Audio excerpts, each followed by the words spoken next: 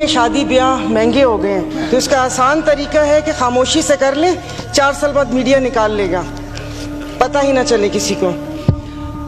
Speaker साहब, कल तो आए इसाक साहब और एक बम गिराकर चले गए, तो उनको वो रुके भी नहीं, आपने मुझे वक्त भी नहीं दिया।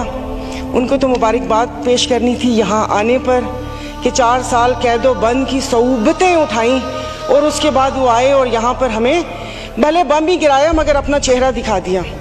तो जनाब स्पीकर, इधर जिससे भी पूछा उन्होंने कहा कि भाई ये जो IMF से मुआहदा हुआ है ये मुल्क के लिए बहुत ज़रूरी है और ये है वो है, तो मैंने भी कोई तनकीद नहीं करनी थी। अब जाहिर है पाकिस्तान को डिफ़ॉल्ट होता तो नहीं देख सकते, हालांकि गो कि इसमें मेरा कोई हिस्सा नहीं है, तो लेकिन मैंने सिर्फ वज़ीर ख़जाना साहब को एक रिक्वेस्ट करनी थी कि 15 और 25 वाले को तो छोड़ें, मुझे एक 50,000 वाले का बजट बनाकर दिखा दें।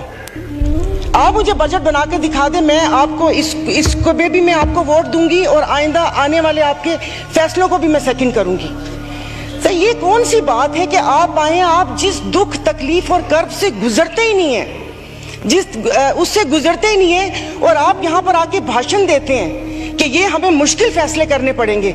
मुश्किल फैसले अपने लिए करें ना, अपने लिए क्यों नहीं करते? अवाम को सादगी का दर्स दिया जा रहा है, इनके एक एक लिबास और इनकी अशिया जो इस्तेमाल करते हैं उनकी कीमतों का आपको अंदाजा है। डेली एक फोटो शूट आता था, 15 लाख रुपए का कोट, 10 लाख का जूता, 15 लाख का स्कार्फ। ये एक पाकिस्तान जो डिफॉल्ट हो रहा है, वेंटिलेटर पर है, उसकी आवाम को ये मजाक, एक तस्वीर ट्विटर पे डेली शेयर होती थी। मुझे सिर्फ एक 50,000 वाले के जीने का हक छीन लिए हैं उन लोगों से। आप मुझे बताएं कि ये पेट्रोल के लिए यहीं पर ही थे। मेरी एक और आपसे रिक्वेस्ट है कि कोई ऐसा रूल है कि जो हुकूमत है वो यहीं बैठी रहे और अपोजिशन के वो बेंच हो जाए, क्योंकि मेरे ख्याल में इन बेंचेस में, इन चेयर्स में कोई प्रॉब्लम है कि यहाँ पर बैठने वाला बोलता है और वहाँ पर जाकर सुम्मुन बुकमुन उम्यून बन जाते हैं ये लोग, इनकी जुबान नहीं चलती। और यही जब मैं वहां पर बैठ के हुकूमत पर तनकीद करती थी तो यहाँ पर सब बैठे डेस्क बजाते थे। आज जब मैं यहाँ पर खड़ी होकर हुकूमत पर तनकीद करती हूँ तो उन सबको प्रॉब्लम होता है। तो जनाब स्पीकर, इन्होंने तो यहाँ तकरीर कर दी, इस तकरीर के बाद अगर इतनी हिम्मत है, कल मैं एक ग्रोसरी शॉप तक गई थी, वो भी कोई F6 नहीं गई थी, यहाँ कोई चाइना मार्केट के पीछे कोई दुकान है, वहां पर जाकर आप लोगों की तकलीफ, उनकी आंखों से उनका अंदाजा लगा लें। मुझे यहाँ पर कल ये करंट डेफिसिट और खुदा जाने क्या क्या बता रहे थे, मैं या आप अपने हलके में जाकर किसी गरीब आवाम को क्या इनको करंट डेफिसिट बताएंगे कि हमारी अयाशियों से तुम लोग इस हाल तक पहुंचे हो, अब तुम ही लोगों को बर्दाश्त करना पड़ेगा, ये कुर्बानी तुम लोगों को देनी पड़ेगी। लेकिन फिर मैंने सोचा कि कुर्बानी तो हलाल जानवर की जायज़ है, तस्मीन हम हलाल हैं, जिनकी कुर्बानी नहीं है उनकी कुर्बानी जायज़ नहीं है। अब आप देख लेंगे कि यहाँ पर उठते ही जो बोला था, मैं आज इस फोरम पे अपनी पार्टी की तरफ से, मुस्लिम लीग फंक्शनल और सदर पीर पगारा और सदरुद्दीन शाह की तरफ से, मैं आप बिलावल साहब को मैं दावत देती हूँ कि आप सिंध से महंगाई मार्च शुरू करें, हम आपके साथ हैं। और मैं अपने एमक्यूएम के भाइयों को, ये वक्त है अपनी महाजर कौम के सारी गिले दूर करने का कि तब भी आप लोगों के साथ थे महंगाई के लिए और आज भी इस हुकूमत को लात मारी है इस महंगाई की वजह से। लेकिन हम यहाँ पर बैठ के सिर्फ बातें करेंगे। यहाँ पर मेरी कुछ मेंबरान से बात हुई है, नाम नहीं लूंगी मैं। एक से मैंने कहा कि कल तुम डेस्क तो ना बजाते, सुन ली थी तकरीर, कहता गरीब पैदा क्यों होता है, गरीब का कसूर है। इधर किसी ने मुझे बोला कि मुसलमान को सब्र और शुक्र का दर्स दिया गया है, सब्र शुक्र करें, पूरी दुनिया में महंगाई है। मैं टिम हॉर्टन्स और क्या कहते हैं PSL का मैच देखने वाले और कराची 2 दरिया में खाने वालों की बात नहीं कर रही, मैं उसकी बात कर रही हूँ जिसके 5-5 बच्चे और एक बाइक है, वो पेट्रोल भरवाएगा, दवाई लेगा या क्या करेगा। इन्होंने यहाँ पर वो कहते हैं कि शहद में घोल घोल के यहाँ पर सारा ये बजट बता दिया। मैं वैसे लिखा हुआ पढ़ नहीं सकती इसलिए कि उसमें जज्बात नहीं होते, वो रीडिंग होती है। जैसे कल परसों ये वजीर खजाना साका साहब ने आके बिना जज्बात के यहाँ पर आकर कागज पढ़ के और ये जा और वो जा दूसरे के ऊपर, और पीछे यहाँ पर बैठे हुए सारे पीछे डेस्क पे जा रहे थे कि उसने वो कर दिया, क्योंकि इनकी तो दुकान चल रही है। मैं उस दिन नहीं थी, मैं उनको खराजे तहसीन पेश करती हूँ मुफ्ती अब्दुल शकूर को कि जिन्होंने एटलीस्ट इन 2 वजारतों के कपड़े उतार कर हम लोगों को दिखाए। ये ऐसे नहीं होगा। मुझे बताएं कि वो अवाम ही नहीं रहेंगी तो आप लोग हुकूमत किस पे करेंगे? और बिजली की बात कर रहे हैं तो आप मुझे बताएं कि आईपीपीस के मुआहदे किसने किए थे? आईपीपीस के मुआहदे तो इन्होंने किए, और कल उन्होंने कहा कि हुकूमत जैसे ही संभलने वाली थी तो सैलाब आ गया। तो जनाब स्पीकर मुझे माफ कर दीजिए, जिस वक्त सैलाब आया तो उस वक्त तो हम अपनी जिंदा दिली का सबूत दे रहे थे। 75 करोड़ आवाम के खून पसीने और टैक्स की कमाई से हम यहाँ पर तकरीबात कर रहे थे। और मजे की बात है, प्लीज मतलब मैं बहुत आराम से बात कर रही हूँ, कोई तंज नहीं करूंगी, कि अभी आइन की तकरीबात का आगाज हुआ है। क्या आइन के आर्टिकल 3 आई थिंक 27 या 35, 36 आगे, क्या उस पर यह रियासत पूरा उतरती है? क्या हमारी जानो माल की हिफाजत है यहाँ पर? हमें बुनियादी सहूलतें मुयस्सर है यहाँ पर? मतलब हम लोग इतने नाक के पक्के हैं कि उस पर वो करके आइन की बात कर रहे हैं। और ये हालात इस नहद तक ना पहुंचाएं कि हम अपनी बड़ों की कुर्बानियों को बेफजूल समझें, क्योंकि गोरे से तो लेके रहेंगे पाकिस्तान, ये नारे लगाकर हमने आजादी तो ले ली, अब मैं किससे आजादी मांगूं?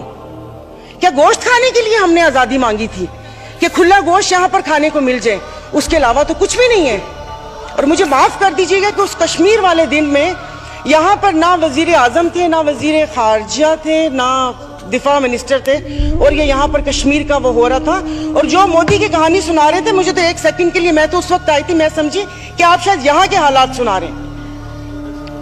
मुल्क को पता नहीं आप लोगों ने कहां से कहां पहुंचा दिया।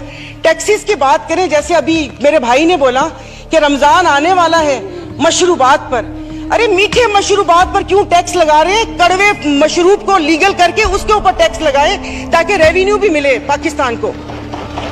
मीठे मशरूबात गरीब रोजा रख के एक उसकी ख्वाहिश होती है रूह अफ़ज़ा पीने की या वो करके, और उन्होंने कहा बाकी चीजों पे टैक्स नहीं लगा। मुर्गी गोश्त महंगा नहीं हुआ, वो अल्हम्दुलिल्लाह हमारे पाकिस्तानी खुद ही महंगा कर लेंगे। जनाब स्पीकर, अभी वजीर आजम साहब ने कहा था कि ये जो थर्ड कोल है ये गेम चेंजर होगा, उसके ऊपर तो टैक्स लगा दिया। वो क्या गेम चेंजर होगा? नहीं, उसको हलाल करते, मीठा तो गरीब पीते हैं, आप लोगों को उसको लीगल करके उसके ऊपर टैक्स लगा देना चाहिए। तो जनाब स्पीकर, ये सब बैठ के इसके मसले को, जनाब स्पीकर ये ऐसी बात करते हैं यहाँ पर। अब मैं सायरा बानो नाम है, एक्टिंग भी बहुत अच्छी करती हूँ। इन सब की आवाज के साथ इनको इनका कोरम याद दिलाऊंगी। जो यहाँ पर 5 दिन लगातार आप करो तो हलाल, सर फर्क नहीं पड़ता ना, दुखा हुआ हो तो तब ना।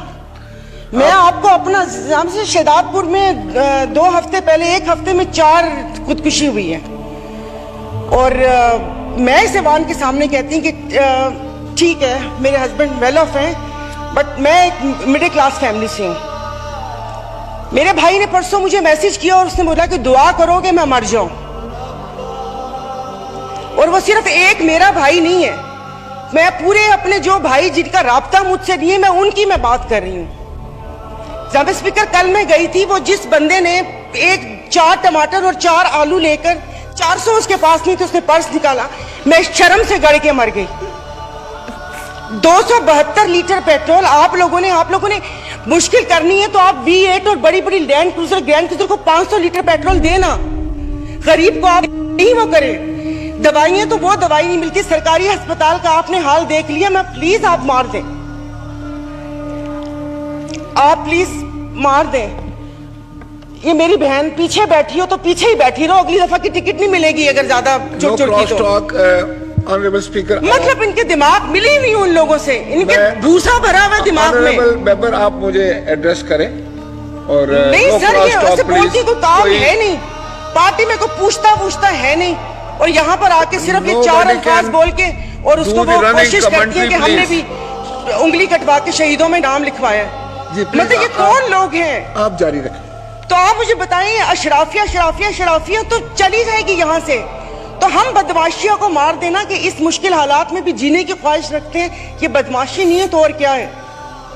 इज्जतें नीलाम हो। अभी तो पहले किसी ने मुझे कहा कि आगे क्या होगा, बच्चे तो बिकते थे, इज्जतें भी नीलाम होती थी। आई एम सॉरी, भले आप एक्सपेंस कर दीजिएगा अल्फाज, पहले ढके छुपे होती थे, अब खुलेआम होंगी। और मैं इज्जत नहीं बोलूंगी, जिस्म फरोशी बोलूंगी, क्योंकि अगर इज्जतें बिक्री होती तो सब खरीद लेते, फिर बिल लाने की जरूरत ना पड़ती कि इज्जत दो हमें।